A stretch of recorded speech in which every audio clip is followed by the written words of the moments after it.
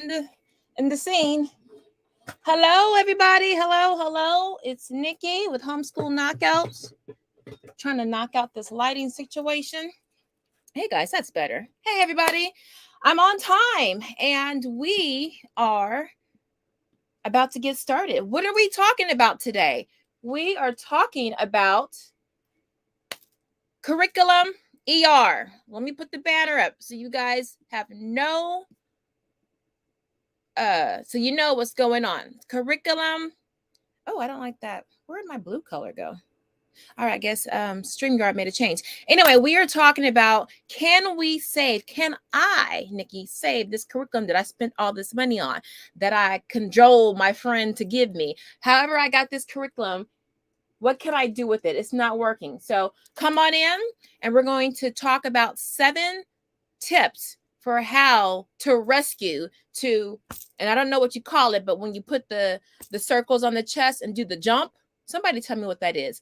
We're going to talk about that. Let me just pull up my YouTube channel so I can see, to make sure everything is all right. As you guys come on in, if you can put a 1 in the comment section, so I know, hold on, you want that. So I know that you can hear me and see me, and then we'll get going. Just a quick 1 in the comments. Let me know if you can hear me and see me before I start bumping my gums. All right. I see some of y'all are in there. I put a 1 in for me, but let me know. I know there's a lag of about 5 seconds, maybe 10 seconds. So I'll go ahead and start talking while you guys put that 1 in the chat, so I know that you can hear me. Okay. So curriculum. We spend a lot of money on curriculum. We spend a lot of time and energy on trying to find that perfect curriculum. You just put a lot of effort into it. And when you finally break open that book or whatever that resource is that you're using, and you start have a little bit of reservations, and then once you start getting into it, you're like, oh, you know what? This is really not working. Your first instinct is to just chuck it. Oh my God, this is horrible. My kids aren't engaged, whatever. So today we're going to talk about, don't throw it away. Do not throw away your curriculum.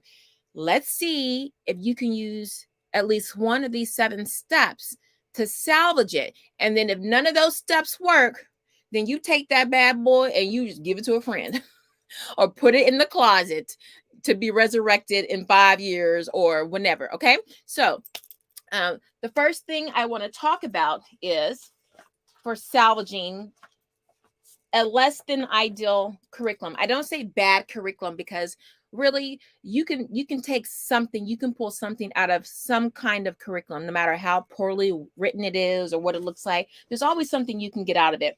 But we're going to talk about how to bring it back to life. So the first thing, as in most things in life, the first thing is, oh, good, thank you. Wait, Katesh, if you can hear me and see me, can you put a 1 in the chat? I can always rely on Katesh.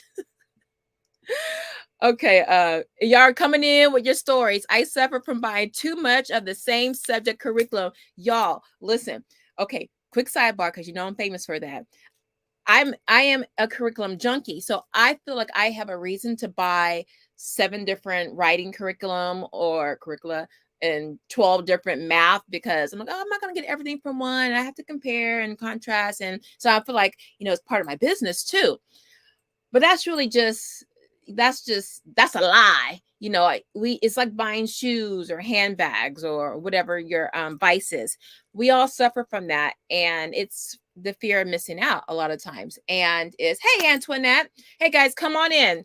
And it's, you know, the grass is greener on the other side.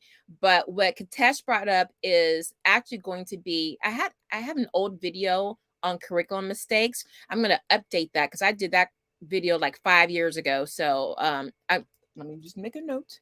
Update curriculum mistakes, because that's a good one. All right, so we're going to talk about how to salvage a bad curriculum. So let me go ahead and put my little banner up, because I'm trying to be all organized, y'all. Oh, and before I do that, just so you know, I have and y'all have seen this, those of you that have been around for a while. I have, and this is for free, I have a daily plan checklist. So you can write down what you get done that day. You can do it as throughout the day as things get done, or you can do it journal style where you do it at the end of the day. But just know that, and this is very basic and simple. And I do it like that because when something is simple and basic, you're more than likely to use it. Now, if you want your kids to do this, that's why I have done to help build in. Hi, y'all. To help build in independence. This is a great way to start them. It's not overwhelming. Well, if it is, just the bottom part where it says spelling, vocabulary, sight words, usually for the younger kids, you can just cover that up. But I believe it's editable, so you can take that out. But this is something that you can just print it out, get going with it, and get on with your life. Okay, that's what we want. So let's get out of here and let's go with number one. So the first, let me make sure I spelled it right, y'all. I was rushing. Okay, so the first step to salvaging a bad curriculum, as with most things in life, you got to identify the problem, y'all. Okay, whether it's your marriage, whether it's relationships at work, whether it's the person at the dry cleaner that lost your stuff, you got to identify the problem. So what are some examples of problems that you might have with your curriculum? Does anybody want to share? Now, Katesh, was it you, Katesh? Now, Katesh said that she was buying too much of the same curriculum. So that's one reason. Sometimes you have too much information, too many resources, and you can't focus on one. You jump from one to the other. So that could be a part of the problem. Maybe you have 2 or 3 grammar curriculum, and you start off with one, you give that to your kid, and while they're working through that, you have some coffee, you look through another curriculum, like, oh my God, this is actually pretty good. Then you look up your kid's shoulder to see what they're doing. You're like, you know what? When he's done with this thing this week, we're going to switch to this. So it could be you not giving that curriculum enough time. Okay, but we'll get to that toward the end of the tips. But the first one I want to talk about is some reasons why your curriculum is not working. Number one, it is not age appropriate for your child. I know some of us like to think, oh, my child is super smart, and our kids are all smart, or my kid can. Sometimes we are very optimistic about our children's abilities, or we are very pessimistic about our children's abilities. We have low expectations, or we have too high expectations or too low expectations. So if your child is struggling with little like McGraw readers, just little basic one sentence per page kinds of books, and then you have a reading curriculum or a writing curriculum, and it's got Emily prose or Hemingway prose on the page, that's too much over their head. It's not age appropriate. Or for math, if you know your child, whether they're just starting out or not, but if your child is struggling with maybe basic computations, say with just addition, and you jump into Beast Academy, which is the most advanced curriculum on the market, that might not be age appropriate because it jumps. As children get older, their developmental beings, their developmental parts, they develop in a way that kind of aligns with their age. So like with Beast Academy, because kids are actually doing some things that are in college, developmentally, they have to be ready for that developmentally, not like just like socially with people, but just thought process and synthesizing. So not getting curriculum that's just either way above their head, or it's too simple, it's too babyish to them. One sign that it's not age appropriate is if your child says, oh, this is babyish. Take a second look and see what your child, and that's feedback. That's one of my tips later on. If your child is saying this is babyish, don't discount that. Just take mental note, and then just monitor it. If they keep saying, oh, this is babyish, or this is so easy, it might be below their age or just their ability. You can either below their age or their ability. So some people like to go by age, some people like to go by ability. Whatever you feel comfortable with. Hold on. Why is my son texting me and doesn't he have a test right now? Hold on, y'all. I gotta be a mama first. What is he texting me? What is this? Oh, he got a perfect score or something. Why? Oh, I guess he thought he was not going to get a perfect score. Anyway, so if it's not age or ability appropriate, either it's too high, it's too much, or it's not challenging enough. Okay, so take a look at it and be realistic and put your ego aside. I had problems with my ego because I was like, my kid is a math rock star, doing competitions in second grade and everything. And then when he was in middle school, I was like, ooh, maybe we should take it back, take a step back, but my ego wouldn't let me make that decision until I had to like have somebody knock me upside the head. So make sure the material is age or ability appropriate. Okay. And I'm gonna leave it at that. All right. And I have a lot of notes because that's a big one. Not appropriate. Number 2, for identifying the problem. Maybe your stuff is outdated, but hear me out. I know with a lot of classical homeschoolers, they like to, or Charlotte Mason, they like to use resources from the early 1900s, maybe even the 1800s, and which is great. I tend to see those materials in the English language arts area, not so much in math or in science. I see it for language arts, which is fine. But some things, when they're written at a certain point in time, just might not be engaging for your child. Number one, a lot of the writing is very verbose, it's very formal, it's very elegant. It's unfortunately back then, well, unfortunately for us, because we're so dumbed down, even the lowliest person was so eloquent with their writing and their reading, what they were exposed to. So it could be that maybe how the page is laid out is outdated. Maybe it's like a whole bunch of stuff, and then the drawing is just makes your child feel like, oh, this is so old, and they're automatically just turned off from it. Also, for certain subjects, like for science or for certain math, some math texts, you kind of want, well, not take that back, because for math, I actually prefer stuff that's from the 80s.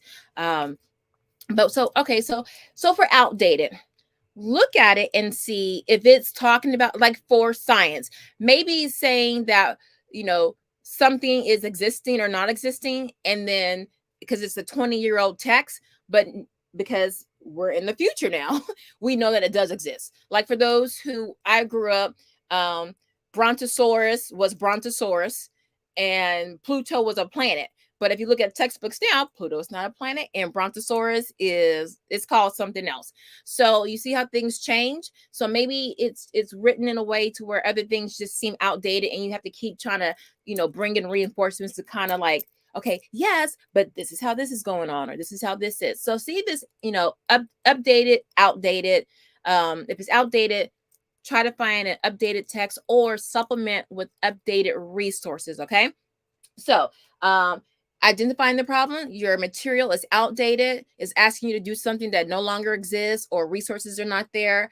Also, it's not age appropriate. All right. 2 more things. It's just not engaging.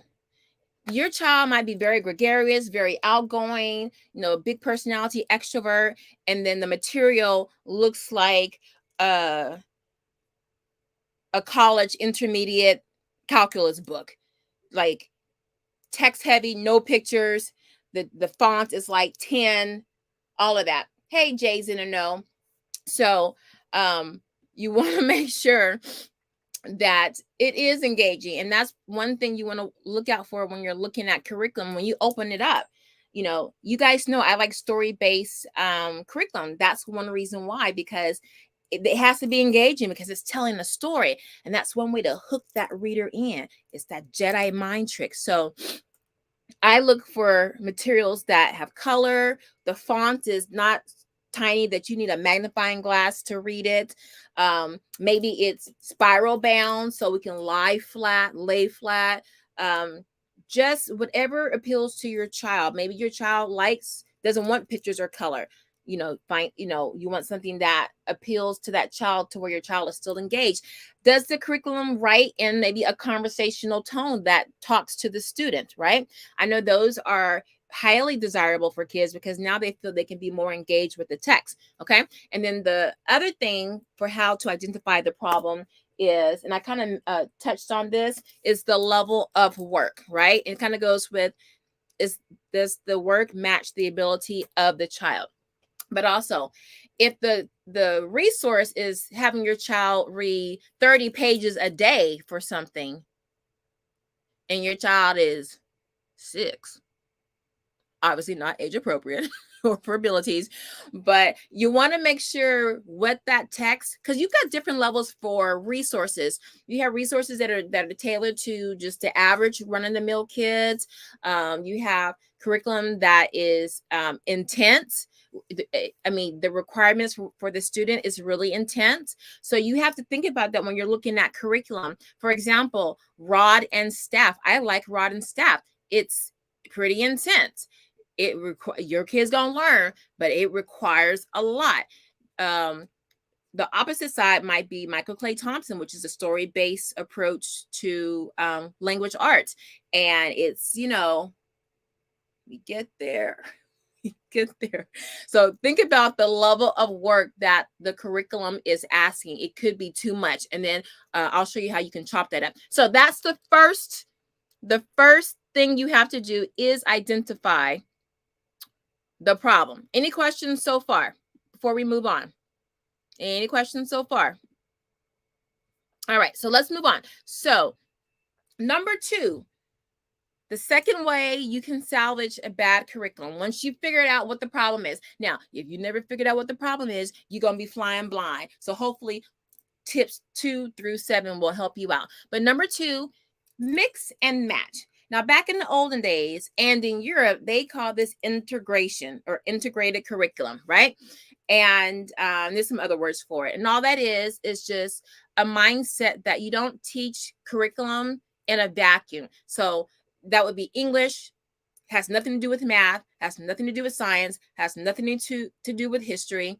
But with an integrated curriculum, all of these subjects come together, so it's easier to connect the dots and to see the connections between all of these different subjects. So sometimes it's called interdisciplinary studies. So your child might be struggling with math, and the math resource or learning material might be perfectly fine, but maybe for this one topic your child's not getting it. Say it's geometry, you're working on geometry, areas, shapes, areas, perimeters, things like that. So bring in art. I mean, like a project. So you can say, sometimes they call that project-based learning, where you're mixing. Project-based learning is a great way to mix different subjects, to integrate all those subjects into one, so your child can see how all the pieces work together, right? So say it's geometry and they're learning about shapes. You can have your child build, like my son did this, I think he was in 3rd grade, build a city where they make all the shapes, they make the squares, the triangles, circles, and then they make a city out of that, so they can see what the shapes are, how the shapes can work. Can you use a circle for a roof on the house? No. So they start to make real world connections.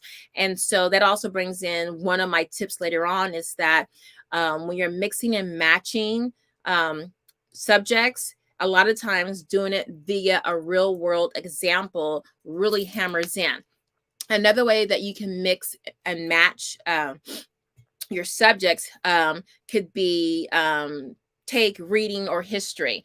You could take history. Maybe your history book is bland, or for maybe one topic that they're discussing, you don't really care too much for it. You go get some historical fiction novels, or get some documentaries, or do some reenactments. So you're mixing in like an art form. Maybe if they do like a little reenactment, maybe they're giving an address that a public figure is doing in the textbook, or maybe there's a battle, or maybe there's a coup that went on. You can bring to life what's happening in the textbook, either with your kids themselves, or you can find a documentary that will address in the real world way what they're reading in their textbook. So a number of subjects that are really good to mix and match: math with art, um, science with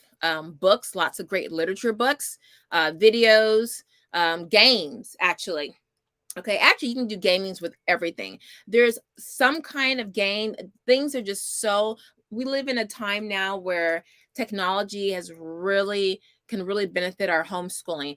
But anytime you can bring that element in, you can really grab that student. So what else? Math. I did math, but you can do like for like shopping, budgeting, tie that in with math. Which would be like your economics with math. For writing could be with a physical activity where they have to like run somewhere, write something down, then run back, or they have to just they can write something depending on how many kids you have in your house. They could like have a little competition where you give them a writing prompt, or they can make it like creative writing, and they have like 1 minute or 5 minutes to do something, and then they hit a bell, and then they have to exchange, and there's no grading of it. It's just the whole point of just getting them to do it, to infuse enthusiasm in what they're doing. So bringing games with all those subjects, mix and match as much as you can. Okay, and I do have a video on integration or interdisciplinary teaching. Is back in the archives, so just go on my homepage and look for that. All right, number 3, the third tip for how to salvage a bad curriculum is do-it-yourself resources, DIY. Now, on one of my videos years back, I used to do hits and misses for the year, and one of them was spelling. I think it was all about spelling or well-ordered language. It was either spelling or grammar, and I used it for 6 weeks. No, I'm sorry. It was writing. It was writing and rhetoric.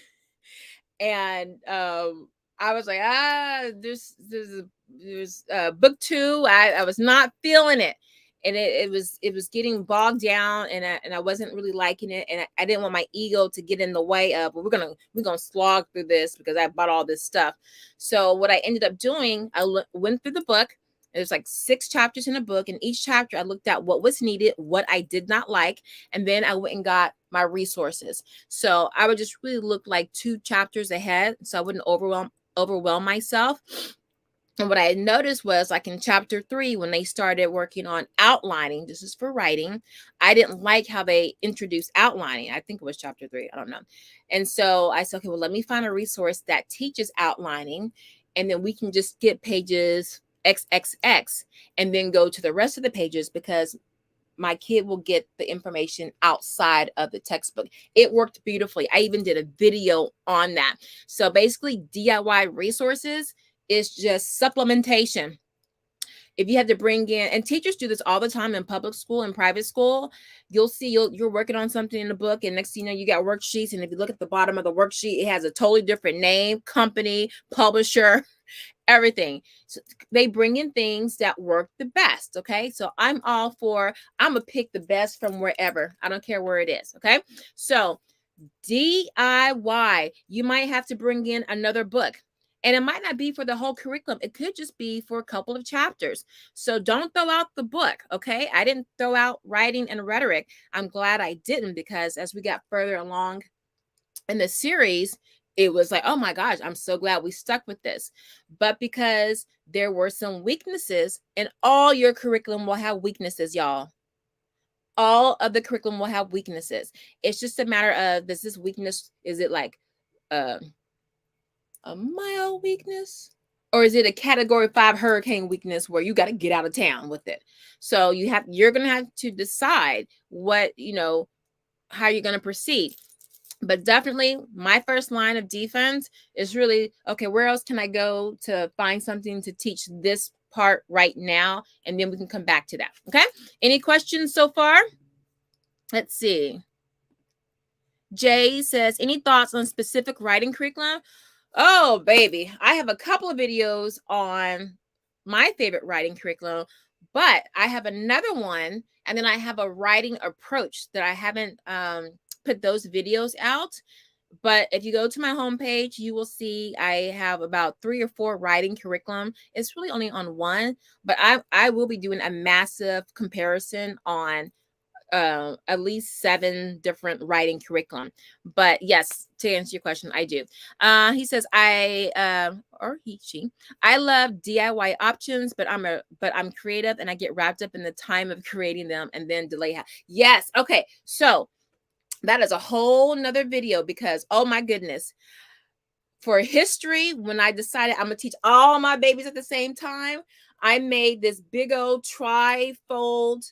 I took 2 trifold big old poster boards, taped them together. I have pictures of it. I mean, it is probably like 6 feet long. And I did a history timeline. I did like the ancient period, the Middle Ages, early modern, all of that.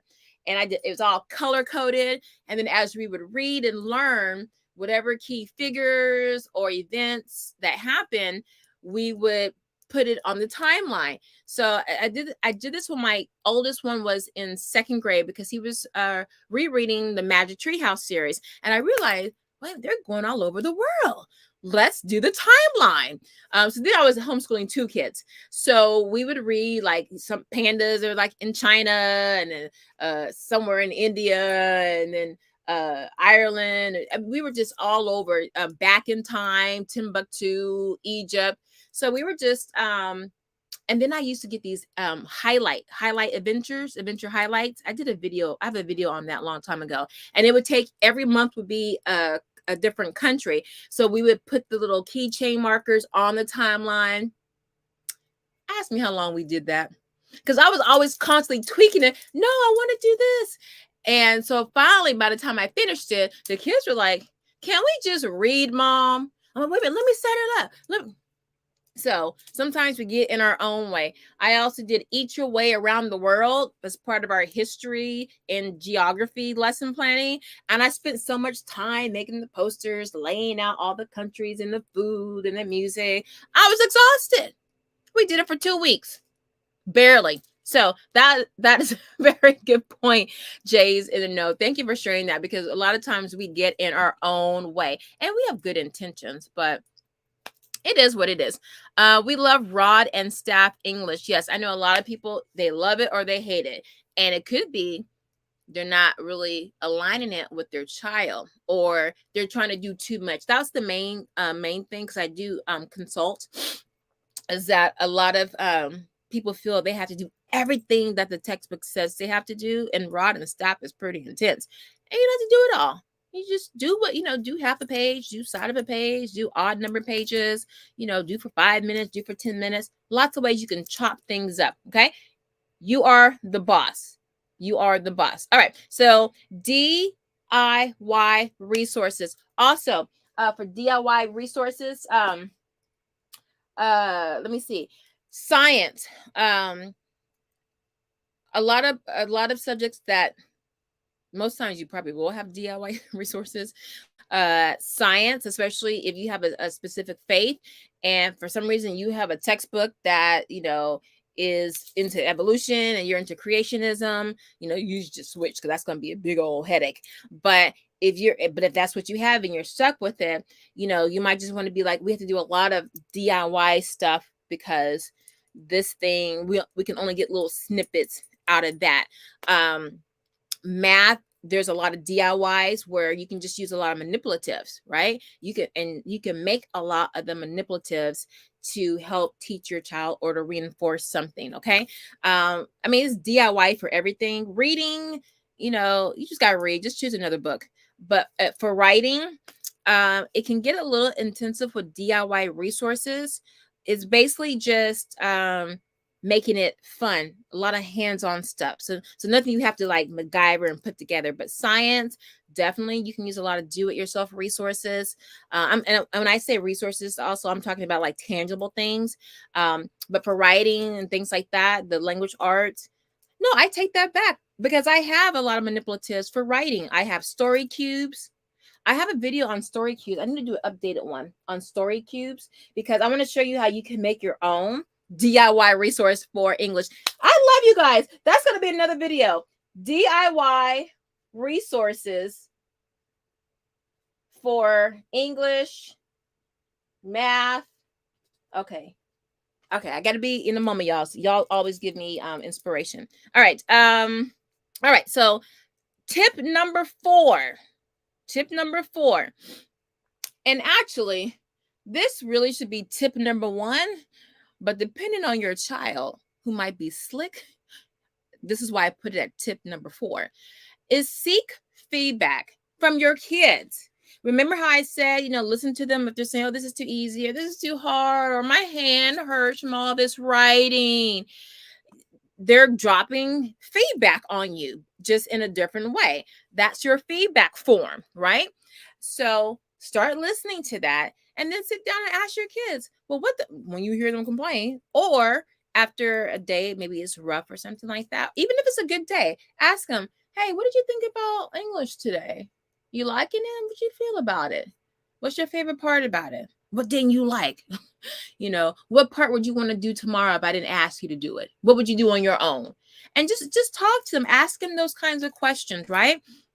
The quality of your life, my mentor told me, the quality of your life will depend on the quality of questions that you ask.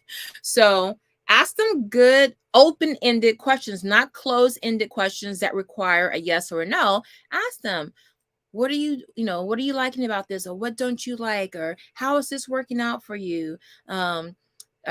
Basically any question that doesn't start with is or do, will be open-ended. What, how, where are you kind of losing understanding in this passage, or things like that. So if you don't know how to ask the questions, just Google how to ask open-ended questions of students. Okay. And then go from there.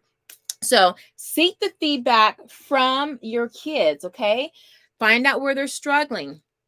And then, it could be, it's just one part of the book, or it could be maybe just one occurring part in the book, like chapters, they usually have a structure. Each chapter is basically the same structure. Maybe it's the discuss now part that they don't like, or maybe it's the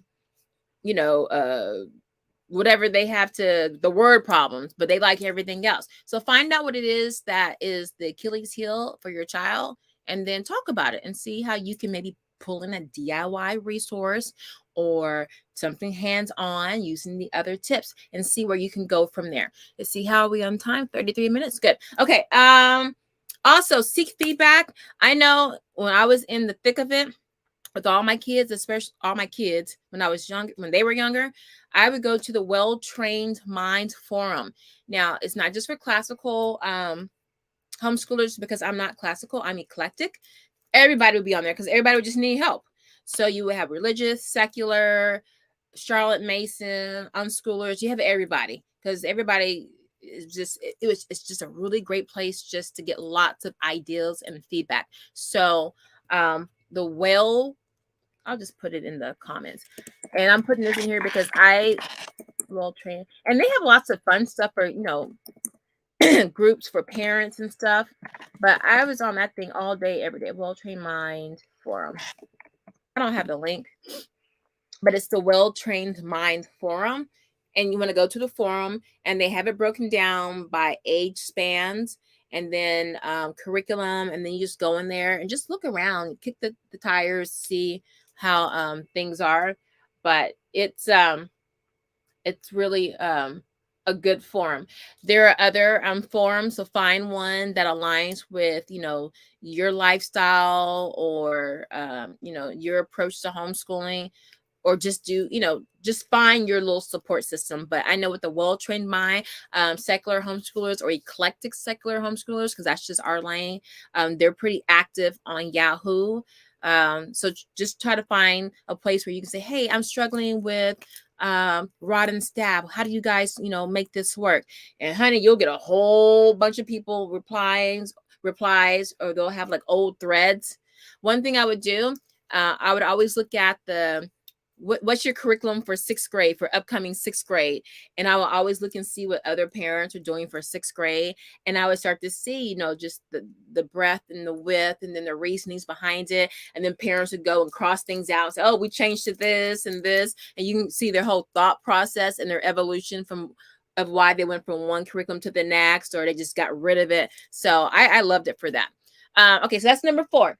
Any questions so far? So elicit feedback from your kids, and then go run to some forums. If you're like, we're going to work with this, let me see if other parents have been having this issue, and then maybe I can like get some tools for how to fix that. All right, moving on. Tip number 5. And you should be doing this anyway. Get out the house or get off the seat, the kitchen counter, and go do some field trips. Right now, you live in Appalachia, and I love Appalachia. As a matter of fact, I was just watching this documentary by what's his name, Jay something. Oh, he did this whole series on Appalachia. It was a beautiful series. Anyway, if you can't get out to do field trips, then, and that's part of one of my old videos where I talk about how you plan your homeschool year, is you look at everything for each month and you see what museum, what aquarium, what fair, what any kind of institution that is educationally based, what do they have going on? And then you can plan some of your studies around that. If you can't get to, like, you don't live in a big city or you don't want to travel, these virtual museums, I've been impressed with a number of them. The International Space Station, I believe that's the one we looked at, was really, really nice. There was one on ancient Egypt. I think that was out of Washington or Chicago, not sure. But these are really high quality digital museums that back in the day was like, oh, please. Now they're very interactive, very fun. So I would look at digital museums or virtual museums. They go by a couple of different names, and bring that in. Take a break from what you're doing. Or, if it's rocky, like, you know what? Let's go to Egypt, or let's go study these dolphins, maybe at the a marine museum. So definitely look into field trips, virtual or physical. Okay. You can go to historical sites. Like, my kids are into military history. We've been to lots of war museums and historical sites. So get creative, find ways just to get out. And who knows, where you live, it might be a gold mine. Like the Ohio Valley. I wanted to take my kids to look at the mounds. So much so, this is how much my kids were into this. I said, we're going to do this. Oops, sorry, guys, I'm all wrinkled. I was, and this book is like over $100, y'all. But I was like, we doing a field trip here, but we got to learn what we looking at. Okay. So this is the Illustrated Encyclopedia of Native American Indian Mounds and Earthworks. And it spans so, you just think of mounds in Ohio and the Mississippi Valley. I mean, they just have all of this. Michigan. I didn't know Michigan had mounds. So I am planning a mega, not this year. I don't know. My kids are in so much activities. It'll have to be the summertime. But we are going here. But again, getting out the house, tying this into geography, tying this into culture, tying this into history. And shoot, I bring in math if I want to, because, there's so much math in the constructions of these beautiful earthworks. So anyway, any of you guys were interested in this, if any of you guys live in any of these states, you might want to cop a volume, or it was out of print. That's why it was so expensive. It might be back in print now, But let me see. It's not that old of a book. Yeah, the retail price is $50, but they jacked up the price. Anyway, I'm off bar. Field trips will be your best friend. Okay. Number 6, the 6th tip I have for how to salvage a bad an a poor fit of a curriculum is add real life experiences, right? That goes with your field trips.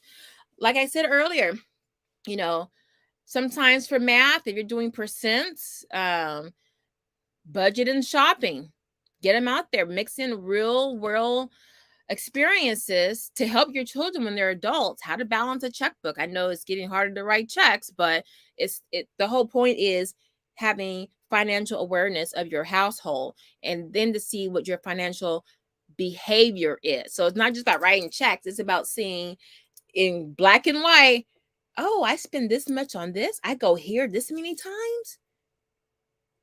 So now you have some awareness of what your behaviors are, and you can make adjustments if you need to, or pat yourself on the back if you're responsible. But also getting out and volunteering, or going to these places where you can connect what you're learning, so you don't feel like, oh, I'm never going to use this is never going to work, I'm just tired of this. Now for me, now if I were to be homeschooling from the beginning, like right now, if I had all littles, because y'all know I'm prep, I would be, my kids would be canning, gardening. Well, they know how to garden, but I mean, like, they would know how to test the soil, they would know how to amend the soil, they would know, where to get the minerals, the trace minerals, and to replenish the soil, and they would know, what kind of heirloom vegetables, will give the kind of harvest that they want, they would just go at a deeper master level with it.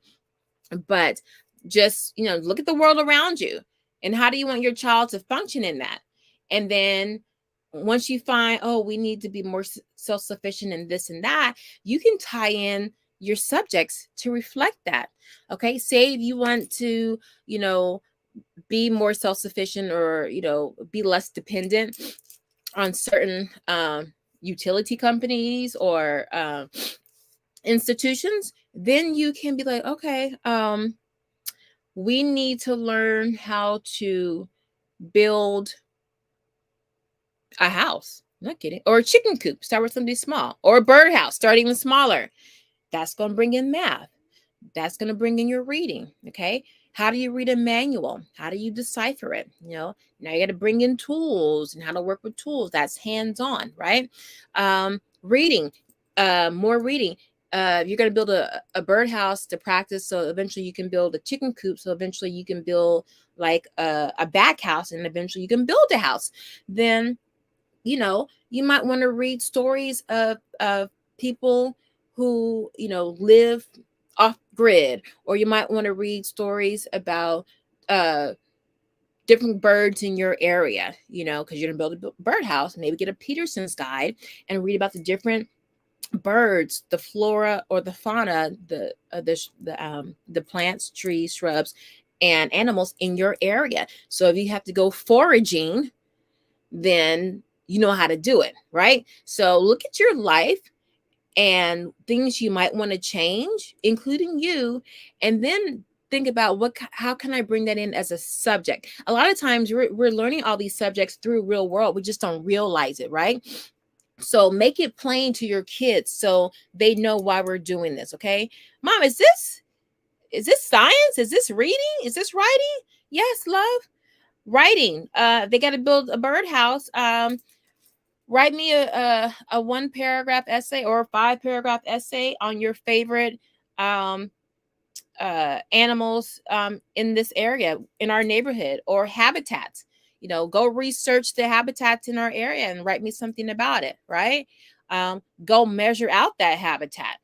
Go see, you notice that, well, I don't know, however you feel, if you're looking at habitats, you can bring in, where, the size of it, or just, you notice that you've seen 5 bluebirds and now you're seeing 10 red robins or whatever. So you can like do data samples or just do charts and graphs where you're charting, okay, I've seen this many here, this many over here, here. So they have all kinds of things, little lesson plans like on Teachers Pay Teachers, where you can incorporate the math and, based on what you're learning in class. So that's just off the top of my head. But anyway, add real life experiences, okay? I cannot stress that enough.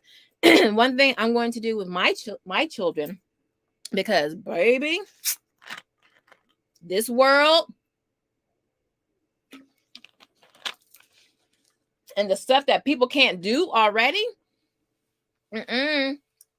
like my car, the passenger side of my car, I have a Yukon Denali, and the seat moves back and forth, and then the lumbar part comes out, but it doesn't move forward. It's stuck. And so it's almost shaped like an L in the car, because my son was playing with it and he thought it was going to go back, and it didn't. It froze. So I was like, well, I can take it into the dealership or to our regular mechanic. But I'm like, you know what? These kids need to learn how to fix stuff. So I kid you not, I went and pulled out their old snap circuits, because I was on Google and I was looking at all in these different ways, and they were saying some basic things over and over that I figured, okay, these are the basics of it. And I said, you know what? My kid's going to have to learn how to deal with circuits and read up on it. And, they need to get familiar. They need to be familiar with how to fix things on their own. And so that's what they're doing this weekend, because they got all these activities after school, after learning, after dinner. There's always something to do. And so we're barely together as a family until like 8 o'clock. Rant's over. So this weekend, they're going to fix my car, or they're going to electrocute themselves. I don't know. But there's going to be math involved, because you got polarities, you got cables, that's science.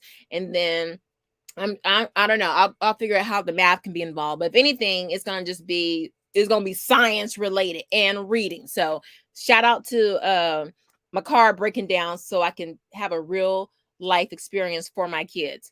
All right. Any questions? If you guys have any real world experiences, hey, Mari, if you guys have any real life experiences to share, let us know, because I think everything can be related to school in some kind of way. Okay. And even if it doesn't align to what they're learning right now, maybe down the road it will be. Okay. And then they're just learning ahead of the material, right? Okay. So moving on. The 7th and final tip to help you rescue a less than ideal curriculum is time. Wait, what? Oh, what's that song about Hootie and the Blowfish? Time is wasting. Time is something. I ain't got. Anyway, I sound horrible. Time is your friend. Now, y'all know, just me going live and just talking about stuff and saying, oh, I can't stand this curriculum, I put it away. And then someone said, I forget her name, but she used to always be on here. She says, no, I felt the same way, but then I just kept at it, and then it kind of changed and picked up. I said, really? Because I looked through it, I didn't see anywhere where it picked up. But I was looking at it with like blurry eyes. So I said, let me pull it back out. It'd been like probably 2 months. It was grammar. Uh-oh, hold on. I got to take this call, y'all. Hello?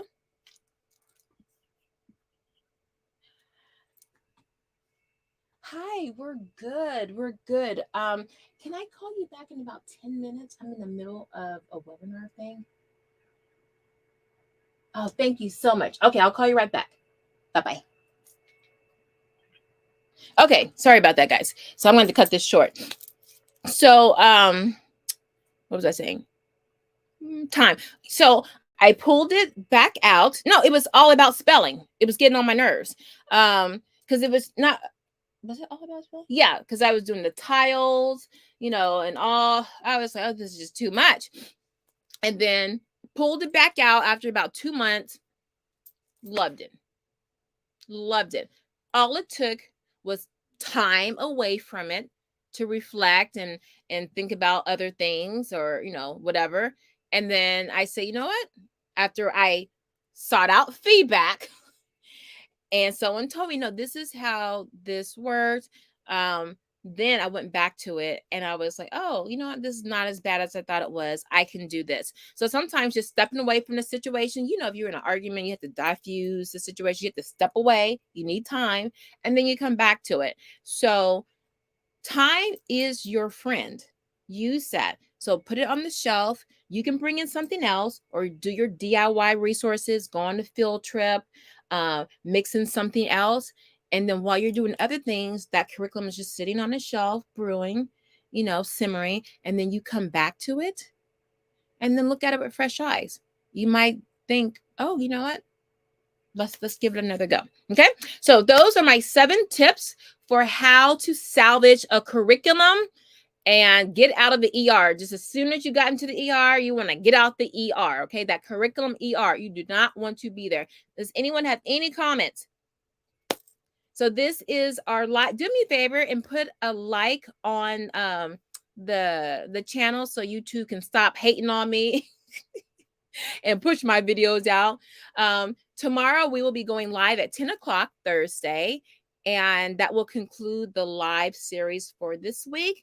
I still have the poll open, so you can go to my community tab and check. I have Tuesday, Wednesday, Thursday for the lives, but I think I might put in a Friday, because when I had the most people, it was like Friday night, but my son has football on Friday night, so I might just make the time earlier, but move it to Friday. So I might do another poll and put that Friday up there. But thank you guys for all of your time, for hanging out with me, because it's 50 minutes in. I hope some of these tips can help you. Just start with one. Start with your kid first. But be aware, because they might just be like, oh, I don't like this. I don't like this, just to get out of doing it. So just kind of listen first, see if they drop little crumbs about things, and then you can go into all the other tips. So this is Niki with Homeschool Knockouts. Again, if you want to get your free daily plan checklist, it is here. It is free. The link is in the description box below. That is for you. I still haven't decided what new freebie I'm going to give you guys to say thank you for hanging out with me while I was gone. Well, not hanging out with me, but coming back when I was gone for a while. I haven't decided. So if you have an idea of a freebie, put it in the comment section, either on the community tab or here, and give me an idea of a freebie that you would like. It could be anything. And I'll see. All right, guys, I'm out of here. I will see you tomorrow at 10 o'clock Thursday. Bye-bye.